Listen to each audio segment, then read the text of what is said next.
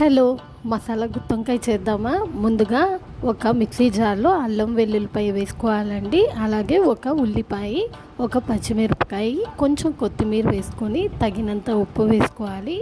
అలాగే చిటికెడు పసుపు, కొంచెం కారం వేసుకోవాలి. ఇప్పుడు ఇందులో 4 లవంగాలు, కొంచెం చెక్క, మసాలా ఫ్లేవర్ కోసం, అలాగే ఫ్లేవర్ కోసం ధనియాలు కొన్ని, కొంచెం జీలకర్ర, అలాగే కొన్ని నువ్వులు వేసుకోవాలి. ఇప్పుడు ఈ మసాలా అంతా కూడా పేస్ట్ అయ్యేలాగా మనము మిక్సీ వేసుకుందామండి.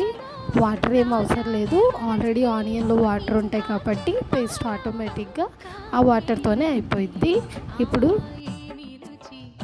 పులుసు చేసుకోవడానికి డాకా ఎక్కించి అందులో ఆయిల్ కొంచెం వేసుకొని, ఆయిల్ వేడెక్కిన తర్వాత కరివేపాకు వేసుకోవాలండి.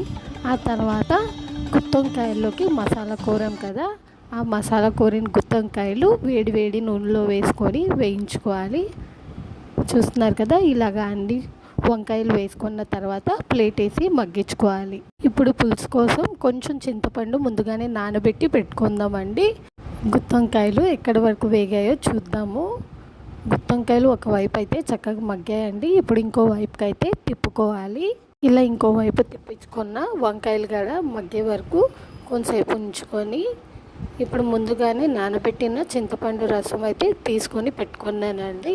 ఇప్పుడు ఇలా వేగిన వంకాయల్లోకి చింతపండు రసం వేసుకొని ఇలా పిప్పిని అయితే సపరేట్ చేసుకోవాలి. చింతపండు పులుసు వేసాక ఇలాగ క్లాత్ తోటి అయితే చక్కగా కలుపుకొని ఇంకొంతసేపు పులుసుని మరిగించుకుందాం దగ్గరగా.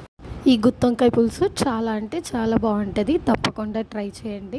అంతే, వేడి వేడి మసాలా గుత్తొంకాయ పులుసు అయితే రెడీ అయిపోయిందండి. చక్కగా చిక్కగా బాగుంది. మరి ఇంకెందుకు ఆలస్యం, మీరు కూడా ట్రై చేయండి.